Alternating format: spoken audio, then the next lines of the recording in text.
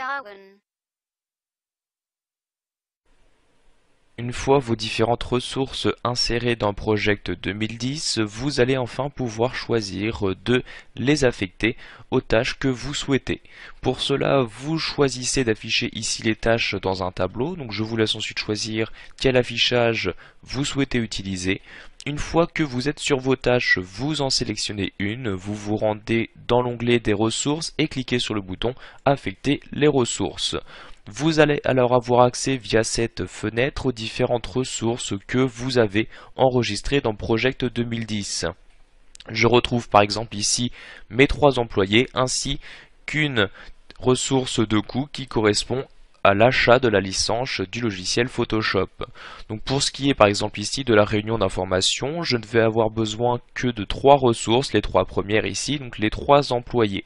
Ce que vous pouvez faire, vous pouvez sélectionner directement les 3 employés en maintenant la touche Shift de votre clavier, ce qui vous permet de sélectionner la première ressource, la dernière et tout ce qui se trouve entre, et vous cliquez ensuite sur le bouton Affecter.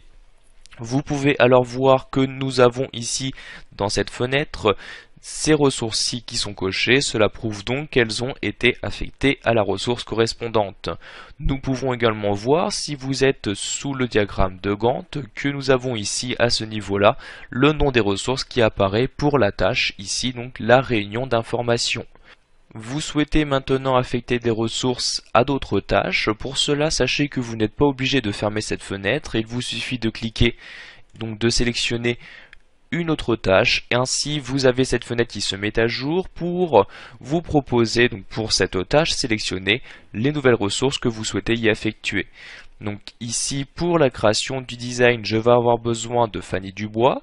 Donc je clique dessus, je clique sur affecter et je vais également préciser la licence Photoshop. Je la sélectionne et je clique également sur le bouton affecter pour affecter cette ressource à ma nouvelle tâche qui correspond ici à la création du design de mon site.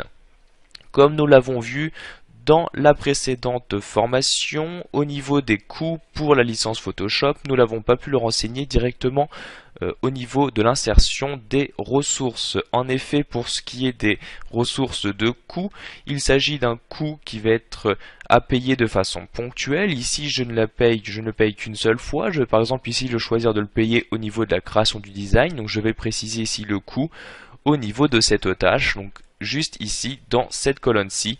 Donc je vais par exemple mettre ici 150 pour ajouter ici le coût correspondant à cette licence Photoshop. Je vais ensuite continuer ici pour mon intégration HTML CSS. Je sélectionne par exemple cet employé, je clique sur affecter. Donc vous procédez de cette manière pour chacune des ressources que vous souhaitez effectuer sur vos différentes tâches. Une fois que vous avez terminé, il vous suffit de cliquer ici sur fermer.